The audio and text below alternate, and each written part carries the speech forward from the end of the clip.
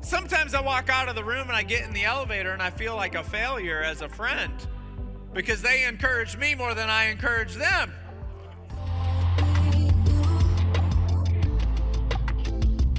When we first came to Macedonia, we faced battles. We found no rest.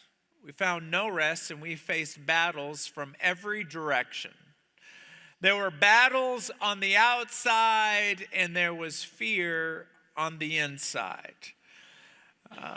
And then God, who encourages those who are discouraged, sent Titus to encourage us. It's fascinating because Paul is going to Macedonia because he wants to be used by God in that city.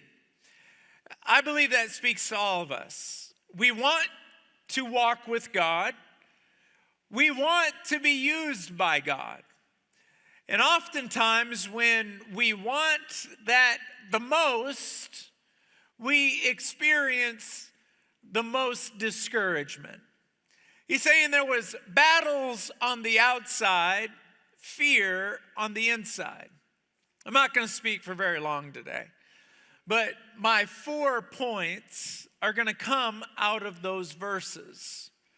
The first thing I want to talk about is there was battles on the outside. Now, that verse sheds no light on what those battles were. But you cannot have a battle without an adversary. There was someone causing his pain, his life to be in chaos. There was someone that was supposed to be a blessing and they were not. There was someone who they were hoping their life was going to be easier, but it isn't. If you're a parent, you know exactly what I'm talking about, where you want your children to live a better life than you.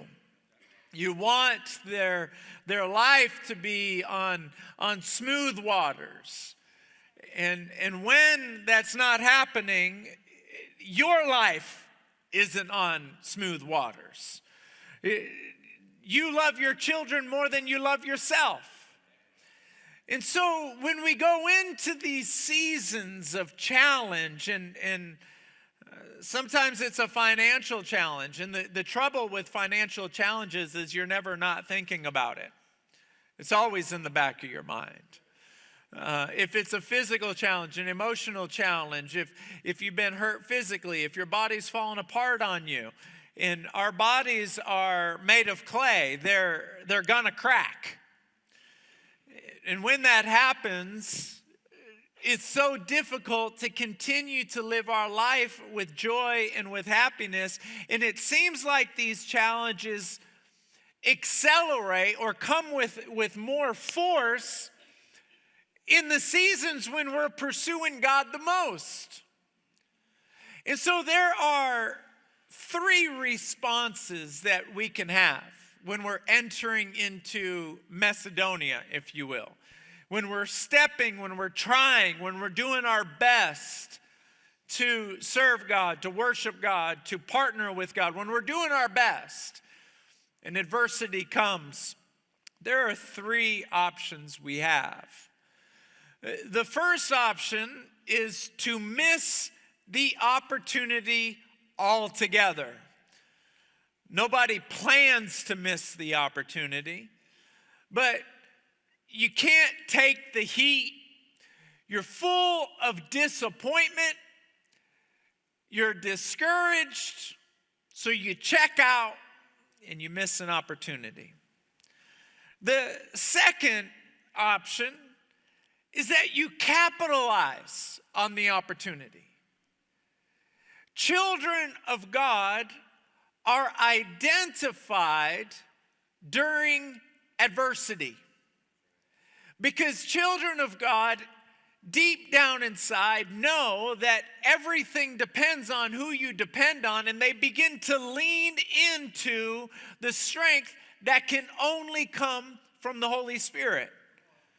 Once again, let me say, children of God are identified. Because of how we handle adversity. I've been to many hospitals to go visit people.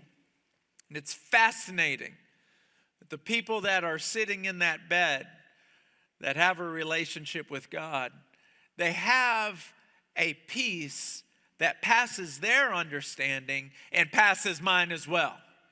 I'm looking at them in the bed and I'm like, how are you taking this so well? Sometimes I walk out of the room and I get in the elevator and I feel like a failure as a friend because they encourage me more than I encourage them. And I'm like, where is this strength coming from?